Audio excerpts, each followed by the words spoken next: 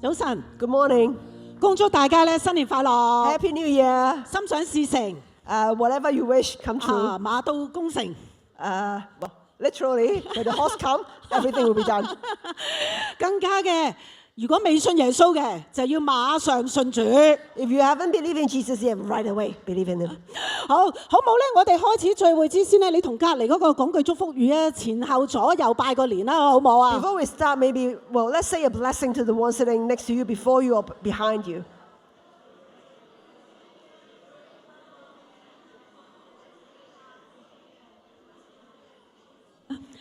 我知道咧，好多人咧都仍然放緊假嘅，其實 I know a lot of us are still on holiday right now. 係啊。雖然嗱，今年係馬年啊嚇， Even though it's the year of the horse, 但係咧喺聖經裏邊咧有一句説話我係好中意嘅。 there is a verse in the scripture that I really like. 喺詩篇嗰度講，佢話有人靠車，有人靠馬，但係我哋提到耶和華我們神的名啊。 So in Psalm chapter 20, verse 7, some trust in chariots and some in horses, but we trust in the name of the Lord our God. 雖然係馬年，但我哋唔係靠馬嘅， Even though it's the year of the horse, we don't rely on the 我哋 horses. 係靠着耶穌基督嘅名得勝，阿門。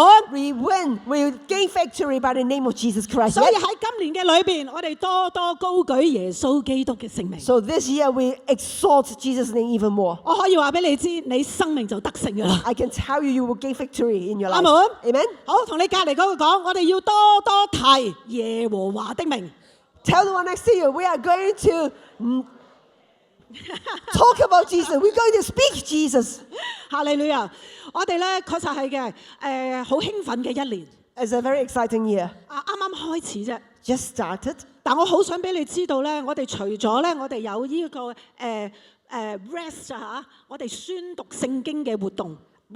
Other than rest, the scripture listening activity, 我唔知道大家有冇一路跟住啊？ I don't know whether you follow through. 我哋而家做緊約翰福音， We are doing the Gospel of John. 哇，非常之好！我同我自己屋企人，我兩個女啦，我哋一家人，我哋就會每個星期咧，我哋特登咧一段時間咧一齊去到宣讀聽啦，其實嚇。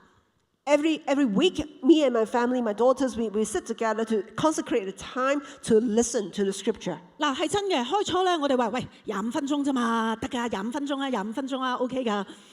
At the beginning, we say, 25 minutes, okay, we can do it. 因為佢哋兩個都考緊試啦，一個又會考啦，佢哋都覺得自己好忙碌嘅。 Because the two daughters, they are studying, and then one of them going through DSE, they are very busy. 而開初咧，我哋真係因為我哋好緊張佢哋啲時間啊嘛，我哋都會哇準時25分鐘搞掂。 At the beginning, we were also nervous for that time, so we would say 25 minutes sharp cut. 嗱，而家我哋做咗幾個禮拜啫，1月啫嘛，而家2月啫嘛，係咪啊？但係而家咧，每一次反而係佢哋好想做啊！我哋琴晚做，我係要催佢哋，喂，我哋要完啦，大家要瞓覺啊！ But after a few weeks, we just started this year, so it's only a few weeks. But then up to now, it's them that are taking the initiative to lengthen the duration, and I'm the one that is reminding them that we need to stop. 因為其實好簡單，我哋聽聖經，跟住我哋話你聽到啲乜嘢，有啲咩行動。哇！琴晚我哋而家睇到約翰福音講結果子啊嘛，哇！佢哋分享好多嘢。 We are now on the Gospel of John. We were listening about the fruit, and then we were observing what we could get from the scripture. So there was a lot of things that they can share. 所以我鼓勵大家，如果你已經攞咗嗰個宣讀簿，好好嘅去用佢，因為真係嘅，你係唔單止建立到喺我哋屋企裏邊係一個家庭嘅關係啦，我能夠認識佢哋多啲啦，亦都見到佢哋喺神嘅話語裏邊成長。所以我鼓勵你快啲開始，如果未開始。 If you have already got the proclaimer, I encourage you to use it, steward it well, so you can get to know one another even better, to know where they are at, and then you even build a relationship within your family. 好，另外咧就係我哋全教會，你知唔知道由1月份開始咧，我哋全教會每一日都要有人為你哋祈禱㗎。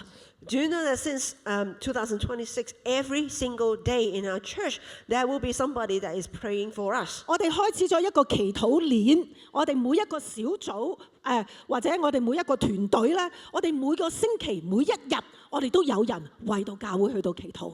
We have started a prayer chain. Every single kingdom group or every group or teams that we have somebody that pray for the whole church. 而每一個早晨咧，當我靈修嘅時候咧，我就係用咧大家 send 出嚟嗰個禱文咧，我去到開始我嘅祈禱啊，我全一日。 And every morning when I'm starting my devotion, that is the prayer that I use to begin the day. 所以我鼓勵你啊，你都可以咁樣做啊。而我知道組長咧應該會 send 俾佢哋啲組員啦，等組員咧佢哋都能夠一齊，我哋為到 ICA， 我哋為到香港，為到呢個社區，我哋去到祈禱。 So I believe the Kingdom Group leaders have been sharing this prayer with every one of us, so that I encourage you, start the day with that, and then we can all pray for the church, pray for the city, and to influence the community. 因為我哋唔係淨係要做一個基督徒咁簡單，我哋渴望咩咧？我哋嘅靈命係會成長㗎。 We are not just Christian, but we pray that our spiritual life is growing as well. 我哋要做一個門徒啊！ We need to be a disciple. 好，同你隔離嗰個要做一個門徒。 Tell the one next to you, you need to be a disciple. 阿門， Amen 阿門。好，我哋講到婚姻啦，好啦，我哋真係進入正題啦。我哋講到婚姻， Now we come into the topic of today. We talk about marriage. 可能你覺得咧今日嗰個題目好奇怪啊，咩撒拉嘅女兒啊？ You might be thinking, well, it's a bit weird. Sarah's daughter, what is it? 但係今日我哋咧會睇兩段經文係關於撒拉嘅。 But we will be looking through two scripture about Sarah. 但我未開始之先咧，我想你提醒你一樣嘢，你知道嘛？婚姻係關乎於乜嘢咧？ I want to remind you that what is marriage about? 其實婚姻，嗱，我哋結婚嘅時候，我哋好中意講嗰句聖經係咪啊？愛係恒久忍耐，又有恩慈。 Always at the wedding, we will be quoting from the 1 Corinthians chapter 13. 但我想話俾你知咧，其實婚姻除咗愛之先，即係除咗愛之外咧，其實有一樣嘢要行先嘅。 But I can tell you, in marriage, before love, actually there is one thing that needs to come before it. 唔係淨係關於愛嘅。 It's not just about love. 另外一段經文，我比較更加中意用喺婚禮係咩咧？ There is one scripture that I prefer actually in weddings. 就係我離開你，我什麼都不能做。 Is apart from you, I can do nothing. 你知道嘛？喺婚姻裏邊係講緊耶穌基督嘅主權多過愛啊！ In marriage, it's talking about Jesus' lordship more than love. 因為當你有耶穌基督喺你嘅婚姻裏邊作主， Because when you have Jesus Christ as the Lord in your marriage, 你有耶穌基督作你婚姻嘅中心， that is Jesus at the center of your marriage, 老公先至有能力去愛太太嘅， then the husband will be able to love the wife. 太太先至識得懂去順服噶。 And the wife will be able to submit. 你明白嗎？有陣時我哋成日好強調愛，其實係講緊咩啊？婚姻係講緊耶穌基督嘅主權啊！ We always emphasize on love, but actually marriage is about the lordship of Jesus Christ. 因為聖經裏邊咁樣講啊嘛，佢話你愛你嘅太太啦，就好似耶穌基督愛教會一樣，為教會捨己。 Because the scripture talk about you need to love your wife just as Jesus loved the church, you need to sacrifice for your wife. 太太咧，你要順服你嘅老公，正如乜嘢嘢啊？就好似你順服主一樣。 And wives, you need to submit to your husband just as you submit to Christ. 所以若果我哋冇好似耶穌咁樣去到順服，或者我哋冇咁樣去效法耶穌，讓耶穌係我哋生命嘅主嘅時候，我話俾你知，你好難活出嗰份愛同埋順服嘅。I can tell you, if you don't have Jesus as the center of your life, as your Lord in your life, it's very difficult for you to walk out that love and submission. 你冇能力去愛㗎， You don't have the ability to love. 因為正如聖經裏邊講，其實啊，天寶今日大敬拜，佢開始嘅時候，佢話我哋能夠愛係因為咩啊？因為你好叻，因為你哇好泛濫愛，唔係啊！你能夠愛係因為咩啊？神佢先愛你啊嘛。 Just as Timbo began the service this morning, she said, we love because God first loved us. 所以你先要讓耶穌基督成為你生命嘅主， So you need to let Jesus be the Lord of your life, 成為你婚姻嘅主， to be the Lord of your marriage. 你兩個就能夠順服基督， Then the both of you will be able to submit to Christ. 你兩個就能夠愛同埋順服，就好自然會能夠出現啊！ And then it will be natural for you to love and to submit. 因為當我哋咁樣去敬畏神嘅時候， Because when we fear the Lord, 我哋能夠彼此順服， we can submit to one another. 呢個就係婚姻佢講緊嘅條件啊，係咪啊？ And that's the criteria for marriage. 喺婚姻裏邊咧，係真係一個神聖嘅秩序嘅。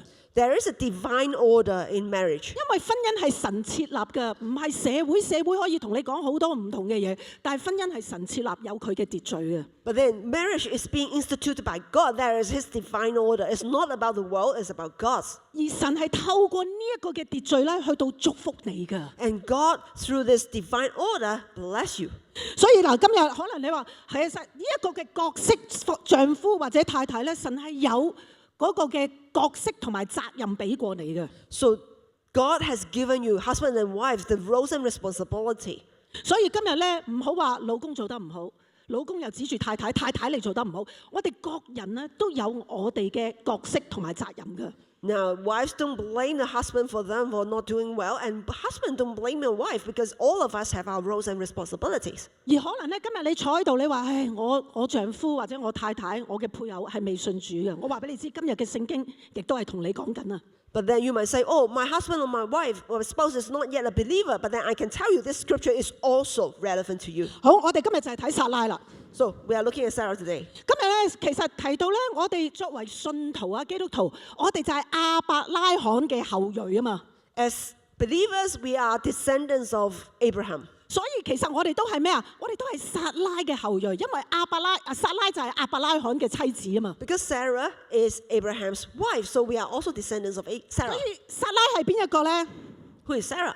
嗱，講咗啦，亞伯拉罕嘅妻子啦。 Abraham's wife. 並且喺聖經裏邊咧提及到佢咧被讚賞係2次嘅。 And then there are 2 times the scripture commended Sarah. 一次咧就講到佢對上帝嘅信心， And once it was about her faith in God. 另外一次咧就係因為佢對丈夫嘅順服。 And the other time was her submission towards her husband. 好，咁我哋睇一睇咯喎，希伯來書11章11節。 Hebrews chapter 11, verse 11. 如果可以嘅話，我哋一齊讀出嚟好嘛？中文先，跟住到英文。 Let's read together in Chinese first and then English. 好，因着信，撒拉自己已過了生育的年齡，還能懷孕，因為他認為應許他的那位是可信的。 By faith, Sarah herself received power to conceive, even when she was past the age, since she considered him faithful who had promised. 好，跟住我哋睇埋彼得前書3章5至到6節，呢兩段就係我哋今日主要睇嘅經文。 And the key verse for today, 1 Peter chapter 3, verses 5 to 6. 我哋一齊讀出嚟好唔好啊？1、2、3。因為古時仰賴神的聖潔婦人，正是以此為裝飾，順服自己的丈夫，就如撒拉聽從亞伯拉罕，稱他為主。你們只要行善，不怕任何恐嚇，就成為撒拉的女兒了。 For this is how the holy women who hoped in God used to adorn themselves, by submitting to their own husbands, as Sarah obeyed Abraham, calling him Lord. And you are her children, if you do good and do not fear anything that is frightening. 好，我哋一齊禱告。 Let's pray.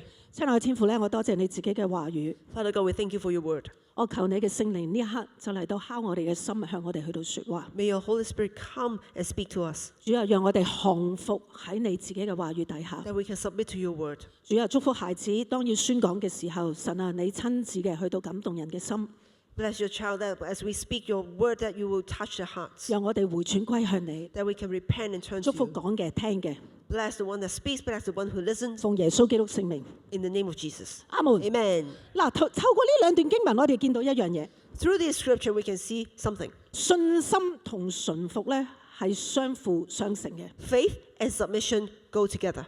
順服係咩呢？就係講緊你相信神能夠透過你嘅丈夫去到成就佢喺你生命裏邊嘅計劃。 Submission is talking about you have faith that God will work through your husband to accomplish what he has best in 嗱，我 mind 講 for 多 you. 一次，信心同順服係相輔相成嘅。 Let me say it again. Faith and submission go together. 順服就係當你相信上帝能夠透過你嘅丈夫去到成就佢喺你生命裏邊嘅計劃。 Submission is having faith that God can work through your husband to accomplish what is best for you. 你對上帝嘅計劃順服同埋有信心啊！ Your faith, your submission towards God's 因為你相信一樣嘢，上帝係掌權嗰一位。 Because you believe that God reigns. 因為我知道咧，每當我哋講順服嘅時候咧，大家好負面嘅。 I know whenever we talk about submission, people will get very negative. 我哋以為咧，當我哋要順服某一啲人或者某一啲人嘅時候咧，就係代表我哋次等啲，我哋低等啲。 As if when we are talking about submission, we feel that we are inferior or being less. 每當我哋講順服嘅時候，我哋會覺得，哎呀，我冇乜價值，我唔係咁重要，我冇乜能力。Maybe people may think we are less valuable, less important, less powerful. 順服係冇呢個意思嘅， But there is none of that. 因為你睇下耶穌基督，佢順服佢嘅天父，即係順服父啊。 Because if you look at Jesus Christ, he submits to the Father. 咁係咪代表耶穌次等啲啊？ Is Jesus 唔係喎。 inferior? No. 係咪代表耶穌冇價值、低等、次等，即係冇用啊？唔係啊！ Does that mean Jesus is useless or he's lesser? No. 所以原來順服唔代表你係次等啲或者你唔重要啊。 So be submissive. Submitting is not about you being inferior or being lesser. 當你願意順服嘅時候，就係代表緊咩咧？你表示緊你對上帝嘅話語有信心啊！ When you are willing to submit, that means that you have faith in God's word. 因為咧唔肯順服，正正就係冇信心嘅表現。 Because the refusal to submit is actually the manifestation of lack in faith. 係咪啊？你諗下， Think about it. 我唔肯跟從 I don't 上 want 帝 to 咁樣 follow. 講， I don't want to follow how 但 God 我唔 says. 肯跟隨，點解？因為你對上帝冇信心咯。 I don't want to follow because I don't have faith. 所以係真嘅，我哋認識上帝，你就有信心。 When you know God, you will have faith. 唔係你要認識上帝，以致你能夠敬畏上帝。 You know God and then you fear God. 今日有好多人咧，唔係敬畏上帝，係驚上帝嘅 A 啫。 lot of people, they don't revere God, they just fear. 點解啊？因為佢哋唔認識上帝咯。 Because they don't know Him, they are afraid. 所以點解我哋會鼓勵大家？喂，我哋真係去讀聖經，認識上帝，我哋去到同神建立關係，以致你能夠咩啊？真真正正認識上帝，你能夠敬畏佢。 So we encourage us to really study the Bible, to get to know God, so that we really know Him for who He is. 因為好多時我哋唔肯順服，係因為咩咧？正正就係冇信心嘅表現啊！ Because the refusal to submit is actually the lack in faith. 我話俾你知，順服難唔難呢？ Is it difficult to submit? 難唔難啊？ Is it 我 difficult? 見到好多女士喺度岌頭啊，梗係難啦、 I see a lot of ladies nodding. Yes, it is 係 difficult. 咪因為我係一個受過教育21世紀嘅女士，所以我覺得難呢？ Is it because I'm a 21st century educated woman that it becomes difficult? 梗係唔係 Of 啦， course not. 係因為人有罪性啊！ Because of the sin 我哋 nature. 每一個都覺得順服係難噶。 Every single one of us think that submission is difficult. 你唔好即係你唔好呃自己啊！我哋個個咧喺我哋裏邊咧都有反叛嘅。 Don't deceive yourself. Every one of us has rebellion in us. 對於我哋每一個順服都係一個好困難嘅事嚟 To 㗎。 every one of us, submission is difficult. 你唔信？你而家諗下你老闆， Think about your boss. 你諗下你而家對香港政府 Or 一啲嘅策略 maybe to the government, some 係咪啊？ policies. 我哋係反叛嘅人，因 We are rebellious 為我哋有罪性啊。 because there is a sin nature in us. 而撒旦就正正係咁樣樣，佢想你反叛， And Satan wants you to rebel. 佢唔想你似上帝，佢想你似佢啊！ He doesn't want you to be like God, but to be like Him. 有啲人佢哋用行動去到反抗， Some people rebel by actions, 但我哋大部分人都係心裏邊喺度反抗 but。most of us, we rebel in our hearts. 我哋心不甘，情不願。 Well, grudgingly and, well, really grudgingly. 就算我哋順服，我哋都有附帶條件嘅， Even if we submit, there is condition. 係咪啊？太太，我哋覺得佢都唔配得我尊重， And then the wife might go, he's not deserving my respect. 佢都唔值得我咁樣樣去順服。 He doesn't deserve it. 順服係唔同配唔配得尊重係冇關係嘅。 Submission and whether is deserving of respect is two different things. 而奇妙在咧喺聖經裏邊話咩咧？佢更加提醒我哋喺彼得前書啊，我哋今日主要睇嘅經文，佢講到就算你嗰個丈夫係不信嘅丈夫，你都要順服。 And in 1 Peter chapter 3, today's scripture is actually talking about even if your husband is not a believer, you still need to submit. 好，我見到啲丈夫咧喺度咪咪嘴笑，你唔使擔心嘅太太，一陣間我哋就講丈夫啦，OK？好， I see the husbands are actually smiling, but don't worry, we will talk about the husband in a 因為喺 moment. 彼得前書咧第2章嗰度已經開始去到講咩咧？佢話為主嘅緣故，你要順服人一切嘅制度。Because in 1 Peter chapter 2, it talks about we need to submit to the structure in the society because we submit to God. 跟住佢亦都講咩？在上嘅君王你要順服。The emperor, you need to submit. 佢話作為僕人嘅，你都要敬畏，有敬畏嘅心，順服主人。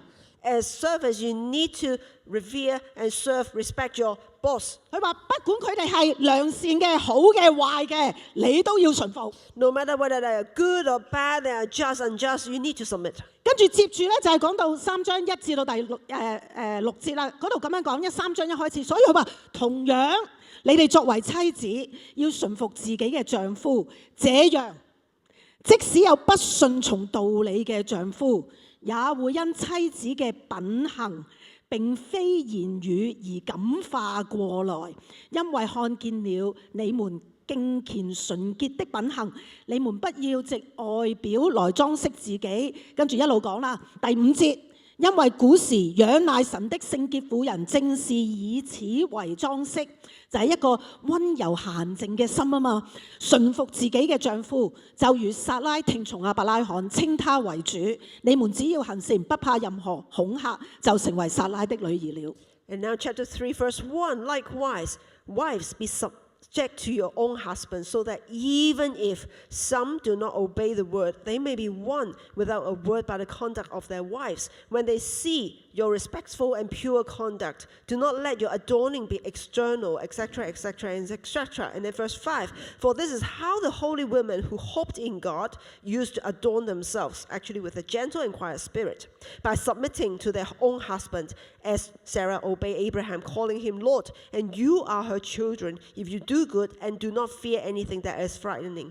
第1節3章第1節嗰度講到咩啊？佢話就算嗰個係唔順從道理嘅丈夫，亦都會因妻子嘅品行啊，唔係言語啊，即係唔係靠你不停喺度講啊講啊講啊，唔係不停你喺度咧佢，唔係你不停喺度教導佢，唔係你不停喺度話佢，佢會改變啊，而係靠咩啊？你嘅品行啊。Verse 1, it talks about even if some do not obey the word, the husbands, that they are not believers, they may be won without a word by the conduct of their wives. So it's not talking about the wives nagging them, talking about them, teaching them, preaching them all the days, but actually by the conduct you win them over. 所以呢度提及到對信或者唔信嘅，我哋丈夫，我哋作為妻子都要順服。So no matter whether your husband is a believer or not a believer, you need to submit. 所以以弗所書，我哋記得保羅啊，佢就係教導咩呢？丈夫同埋太太，佢哋要將基督同教會嗰種嘅關係咧，向世界反映出嚟。So in the book of Ephesians, Paul is teaching the husband and wife, in the relationship, they need to reflect the relationship of Christ and the church to the world. 但係彼得前書呢一度咧，佢就係想教導嗰啲信咗耶穌嘅，就係將基督嗰種樣式向未信主嘅配偶咧顯示出嚟。And First Peter is teaching for the spouse that they need to demonstrate God's life to the spouse that is not yet believing. 嗱，喺彼得前書點解佢呢度特別提到妻子咧？ Why do we specifically talk about the wife in First Peter? 因為當時初期教會就好似而家教會一樣，好多信咗主先嗰啲咧都係太太。Because the early church, a lot of those that believe in Christ first were actually the wives. 所以我相信喺呢度唔係淨係講緊太太啊，要有咁嘅品行。就算今日配偶即係丈夫都好，就算你係信咗，你太太未信，你都要咩啊？唔係靠你點樣佢啊，點樣話佢啊，點樣糾正佢啊，點樣教導佢啊，係透過你嘅品行啊。So no matter whether you're the husband or the wife, you believe first, then it's not about you teaching, nagging, preaching all the days or correcting them, but actually by your conduct that you win them over. 所以呢度話咩啊？仰賴神啊！佢話撒拉仰賴神。So Sarah, she revered God. 所以今日你都仰賴神啊。So today you also revere God and lean on Him. Hope in God. And hope in Him. 因為當你仰賴神嘅時候，你知道嘛？上帝會介入㗎。Because when you hope in God, God will intervene. 縱使咧你嘅婚姻可能你嘅配偶係未信嘅， Even if your spouse is not a believer yet, 但係上帝都會幫助㗎。 but God will help. 就係因為你仰賴神啊。 Because you hope in God. 所以一陣間咧，我會為到嗰啲咧配偶，你嘅配偶係未信耶穌嘅，我哋會為你哋祈禱。 So in the moment those your spouse is not yet a believer, I will pray for you. 因為當你願意順服喺耶穌基督嘅主權嘅底下， Because when you are willing to submit to God's Jesus' reign, 你將你嘅婚姻交託俾神， you hand over your marriage to God. 你順服上帝， You submit to God. 你順服丈夫， You submit to your husband. 你知道嘛？上帝會介入噶啦。 And then God will intervene. 係啊，跟住神就會因着你嘅品行吸引你嘅配偶歸向主。 And through your conduct, that will attract your spouse to turn to Christ. 所以咧，保羅佢都提到，我哋要彼此順服啊，作為妻子同埋丈夫啊。 So Paul reminds us, husband and wife, to submit to one another. 所以留意下你自己順服嘅態度啊。 So pay attention to your attitude as you submit. 好多人咧係咩啊？口講，但係個心唔順服嘅。 A lot of people is just by words but not 哇！我 action. 見過幾多夫婦咧冷戰啊！ I see a lot of cold wars. 好多時咧有陣時妻子會用眼淚嚟到操控啊， And a lot of wives will use tears to 甚 manipulate. 至乎有陣時即係用説話去到操控啦， And they 威 use 嚇。 words or threats to manipulate. 有陣時我哋順服係因為咩啊？驚咗對方咋。 Sometimes we submit because we're just 但 afraid 係 of 呢度 them. 好得意喎，彼得前書3章第5節同埋第6節，第6節嗰度咁樣講。第5節佢就話：古時仰賴神聖潔嘅婦人啊嘛，正是以此為裝飾，順服自己嘅丈夫。第6節佢話：就如撒拉聽從亞伯拉罕，稱他為主，你們只要行善，不怕任何威嚇啊！佢話唔係順服，唔係因着驚啊。 So here in 1 Peter chapter 3, verses 5 to 6, verse 5, this is how the holy women who hope in God used to adorn themselves by submitting to their own husbands. And verse 6, if we look at the NLT version, for instance, Sarah obeyed her husband Abraham and called him her master. You are her daughters when you do what is right without fear of what your husband might do. 所以我今日盼望第一，我哋順服喺婚姻裏邊，我哋順服丈夫係因為咩啊？我哋相信神，憑着信我哋順服。 So my prayer is the first thing is as we submit to the husband because we submit to God. 因為你相信上帝。 Because you trust in God. 而第二，我哋順服係無畏懼嘅去到順服。 And we submit without fear. 咁點解呢度會講到無畏懼？點解要無畏懼咧？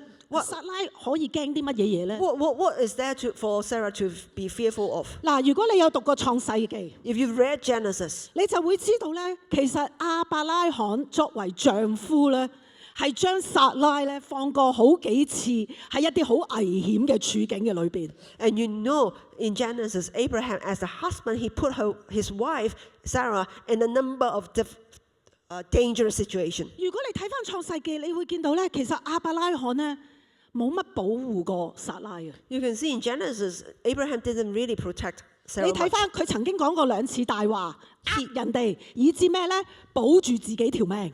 So Abraham, he lied twice to save his own life. 佢同埃及王講，佢話呢個係我妹嚟嘅，唔係我太太。佢呃佢，點解啊？因為佢驚佢生命受威脅咯。 He lied to the king of Egypt that this is my sister, it's not my wife. So to preserve his own life. 佢嘅目的係咩啊？保存自己條命啊！ He was trying to preserve his own life. 而更加咧，當夏甲即係嗰個婢女恥笑撒拉嘅時候咧，亞伯拉罕乜都冇做到，係當撒拉出聲，佢先至咩咧？去到幫撒拉。 And when Hagar, the slave woman, she mocked Sarah, Abraham didn't do anything until Sarah say something. 所以如果你作為撒拉， So as Sarah, 你會點諗啊？ what will you think? 我老公係咪企喺我嗰邊㗎？ Is my husband on my side? 有事嘅時候揾我出嚟做擋箭牌， When there is thing happening, I'm being pushed to the 有 front. 啲咩唔啱就揾我嚟到做嚇。 When there is something that needs to be the bad guy, is me. 有人話我恥笑我，佢就咩咧？我唔出聲，佢都唔做嘢。 Somebody mocked me. If I don't say anything, he wouldn't do anything. 我諗你作為撒拉，作為妻子，你會諗啲咩啊？我老公係咪企喺我嗰邊㗎？ As Sarah, as his wife, you would be thinking, whether my husband is on my side.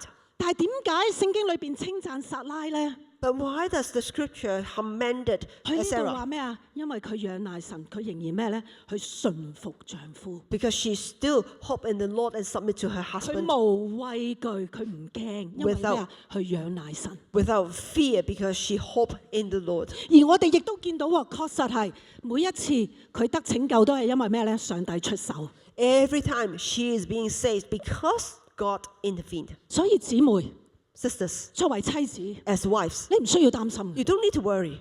我哋知道咩呢？當你願意順服上帝，上帝會出手嘅。 Because when you are willing to submit to God, then God will intervene. 嗱喺創世記，我哋會睇多一段聖經，我哋就完結啦。18章嗰度提及到咩呢？就我哋好熟悉嘅，就係、當使者去到探訪亞伯拉罕，因為撒拉已經年老啦，佢冇可能生育噶啦。但係咧，使者嚟到探訪亞伯拉罕第二次啦，話俾佢知，嘿，撒拉會生育噶。 So Genesis, we'll look at the scripture in chapter 18. This is the second time when the angel of the Lord come and visit Abraham. When at the time when Sarah was already very old, and they come and say, "Hey, you are going to have a son." 而咧，當使者咁樣講嘅時候，第18章第12節嗰度咁樣講，撒拉心裏就咩啊？竊笑，喺度偷笑。點解咧？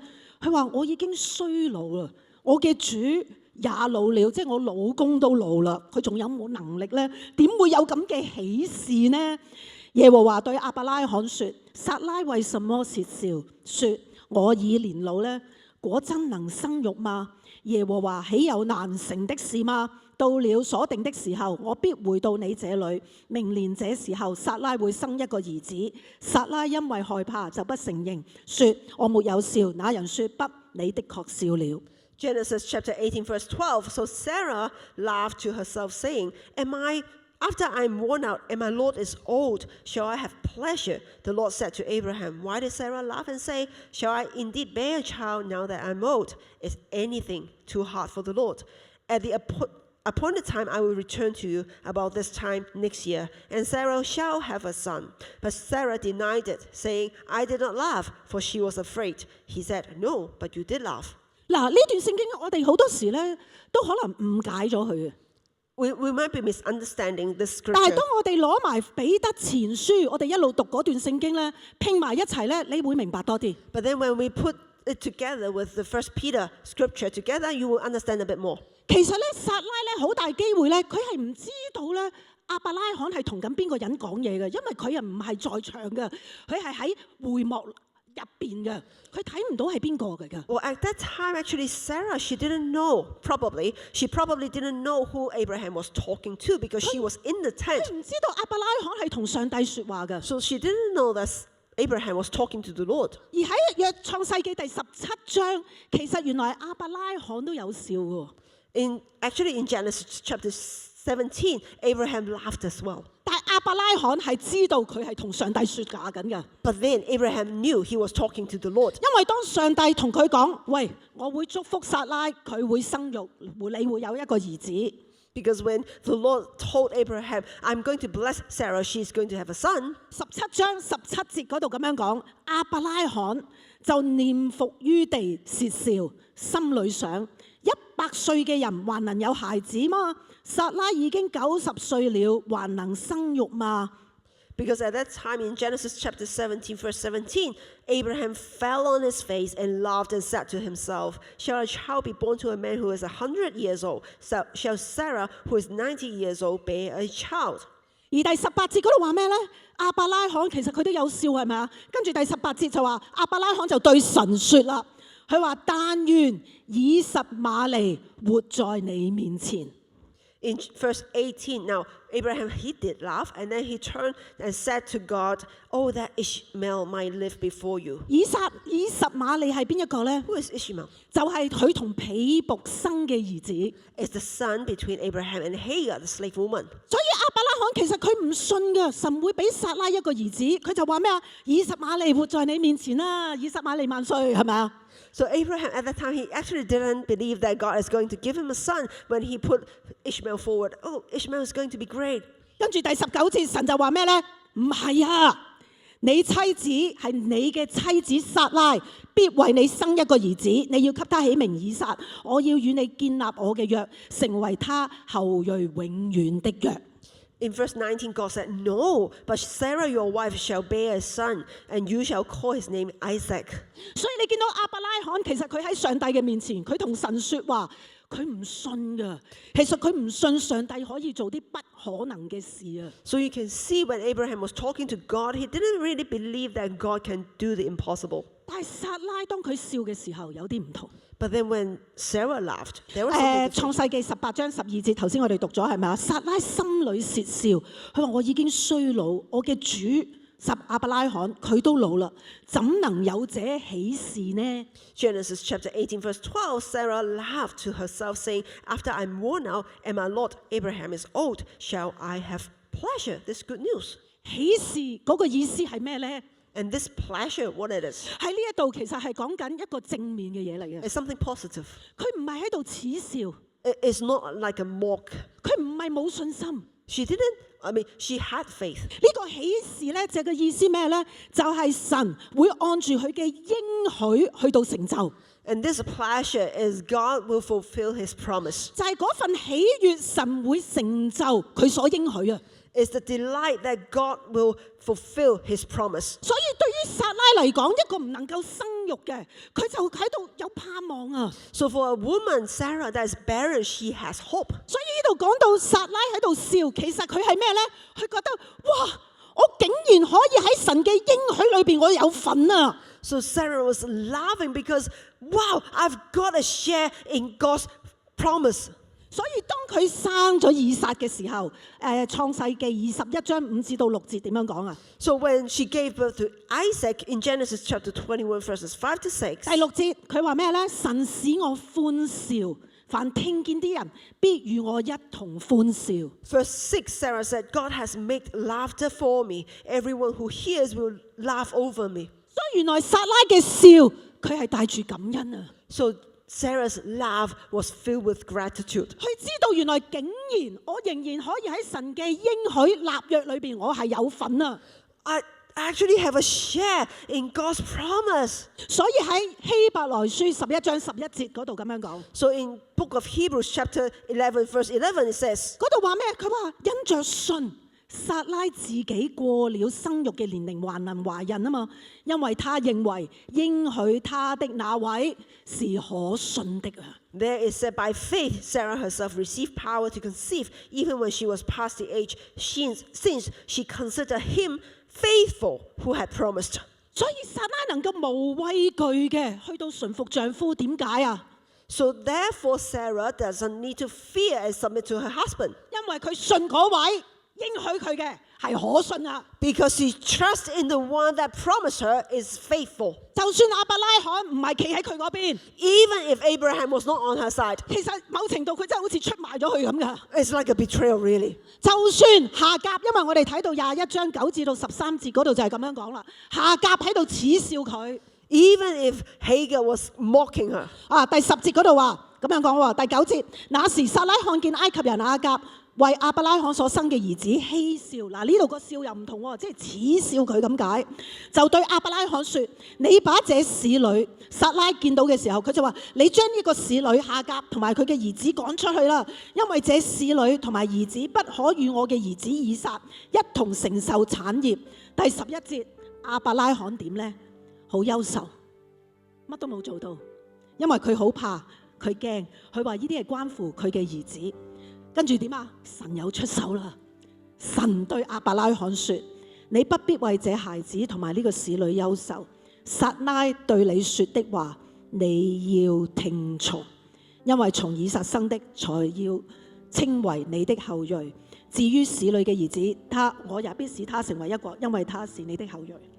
Genesis chapter 21. Sarah saw Ishmael, the son of Abraham, and an Egyptian servant Hagar, making fun of her son Isaac. It's actually mocking him. So she turned to Abraham and demanded, get rid of that slave woman and her son. He is not going to share the inheritance with my son Isaac. I won't have it. This upset Abraham very much because Ishmael was his son. So Abraham didn't do anything. And now God stepped in. Verse 12. God told Abraham, do not be upset over the boy and your servant. Do whatever Sarah tells you, for Isaac is the son through whom your descendants will be counted. But I will also make a nation of the descendants of Hagar's son, because he is your son too. 第12節， Verse 12. 呢度我諗真係喺聖經裏邊好清楚話俾我哋知，撒拉對你說嘅話你要聽從， It's very clear. God said, "Do whatever Sarah tells you. 即係老婆講啲咩你要聽老婆話。 Listen to your wife." 丈夫 Husbands, 呢一度我哋見得到一樣嘢， we see something here. 縱使亞伯拉罕丈夫好似冇企咗喺妻子嗰邊， Even though the husband, it seems that he didn't stand on the side of his 縱 wife. 使佢好似冇保護到個妻子， Even it appears that he didn't protect his 但 wife. 因着撒拉仰賴神， But because Sarah hoped in the Lord, 上帝一次又一次嘅介入， God intervened one 以致佢能 and 夠 after, 順服丈夫，毫無畏懼。 so that she can submit to her husband without fear. 丈夫 Husbands, 好好保護你嘅妻子， protect your wife. 俾佢知你係企喺佢嗰邊啊！ Let her know that he is standing on her side. 對太太細心啲啊！ Pay attention to your wife. 所以你見啊，彼得跟住第3章第7節，彼得前書3章第7節， First Peter chapter 3, 佢講 verse 完 7. 妻子要順服丈夫啦。 After he talked about the wife needing to submit to the husband, 第7節嗰度點樣講？ verse 7 it says, 佢話同樣你們作丈夫的，要按情理跟妻子共同生活，體貼女性係比較軟弱嘅器皿，要尊重她，因為她也與你一同承受生命之恩，這樣你們的禱告就不會受阻攔。 1 Peter chapter 3 verse 7, likewise, husbands, live with your wives in an understanding way, showing honor to the woman as the weaker vessel, since they are heirs with you of the grace of life, so that your prayers may not be hindered. 做丈夫嘅 As husbands, 呢度提醒我哋，原來妻子係同你一同啊，承受生命之恩。 it talks about the wife being co-heirs with you to the grace of life. 你知道嘛？你嘅婚姻呢係比你想象中更加重要嘅。 Marriage is actually more important than you can ever imagine. 我哋今日人呢，可能我哋投資好多心力喺我哋嘅事業啊、工作啊、仔女嘅身上， Nowadays, we might be investing a lot in our work, our career, our children. 但係你知道嘛？原來你嘅婚姻係比任何呢啲更加寶貴， But you must know that your marriage is more precious than all of these. 因為呢一度佢同丈夫講咩啊？佢話你要咁樣做啊，以致你嘅禱告唔好被阻攔喎。 Because it's telling the husband that you need to do this so that your prayers will not be hindered. 你話幾緊要啊？ How important it is. 我哋嘅力量係從邊度嚟㗎？ Our power comes from where? 係從禱告而嚟 Through 㗎。 prayer. 我哋能夠成就各樣嘅事，唔係因為我哋有幾叻，係因為藉住禱告，上帝去成就啊！ We can do all this is not because of how capable we are, but actually it's through prayer. 呢 God 度講到話 fulfilled 你 it. 要咁樣做啊，丈夫，以致咩啊？你嘅禱告唔會受阻攔啊！ Here is telling the husband you need to do this so that your prayer will not be hindered. 敬畏上帝， Fear the Lord. 順服上帝， Submit to the Lord 讓你嘅婚姻跟從上帝嘅藍圖。 so that your marriage will follow God's design of the marriage. 所以今日我要問嘅， So one question I need to ask you. 你同你嘅配偶，你哋係咪一齊㗎？因為你哋係競爭緊啊，鬥緊啊！ Are you on the same side as your spouse or are you actually competing with your spouse? 你有冇為到你嘅配偶去祈禱 Do 㗎？ you pray for your spouse? 你有冇同你嘅配偶一齊去祈禱 Do 㗎？ you pray together with your spouse? 你有冇咧喺家裏邊，我哋一齊去建立一個屬靈嘅氣氛，以致我哋能夠成長㗎？ Do you build a spiritual atmosphere within the home so that you can grow together? 作為夫妻嘅，你有冇敏鋭到大家嘅需要㗎？ As husband and wives, are you sensitive to the needs of each other? 有冇彼此去到祝福㗎？ Do you bless one another? 你有冇去到剝削咗上帝能夠祝福你嘅婚姻啊？ Are you actually discounting on God's blessing in your marriage? 我發覺原來婚姻喺上帝嘅眼中係幾咁重要。 I discovered that how important marriage is in the eyes of God. 作為丈夫嘅，我會鼓勵你 As husband, I would like to encourage you, 祝福你嘅太太， bless your wife. 唔係淨係心裏邊啊，真係按手去到祝福，因為丈夫係一家嘅頭。It's not just in your heart, but actually to lay your hands on her to bless your spouse, because the husband is the head of the household. 係啊，鐘牧師佢會咁嘅，突然間走過嚟，我都唔知做咩事，無端端行過嚟，喂，奉耶穌基督個名祝福你，跟住打。 And yes, Pastor Front at home, sometimes he will just at random come over and then bless you in the name of Jesus, whatever. 哇！我梗係領受啦。 And of course I receive. 佢係頭嚟噶嘛，呢 He is 個 the 係 head. 世界嘅秩序，我梗係領受呢個祝福啦。 It's God's divine order. Of course I will receive that blessing. 咁作為妻子， As wives, 我哋都要敏鋭丈夫嘅需要啦， we need to be sensitive to the needs of the husband. 我哋要尊重佢、愛佢啦， We 梗 need to 係 respect them, to love them, 去順服佢。 to submit to them. 因為當咧喺婚姻裏邊係真嘅，當兩夫婦都以耶穌基督為中心， Because when both of the spouses are looking to Jesus as the center of it all, 兩個都係俾耶穌去到話事， both of them let Jesus have the final say. 唔係話哎呀我咁樣啱啊，哎呀你又咁樣啱，唔係啊，我哋最尾咪睇喂聖經點講㗎？ It's not about who is being in the right, but what is the scripture 上 saying? 帝點睇㗎？ How does God see it? 不管邊個啱都好，我順服喺上帝嘅話嚟。 No matter who is right, I submit to the word 當 of the 兩 Lord. 個都願意咁樣嘅時候，其實點會冇愛同埋順服啫？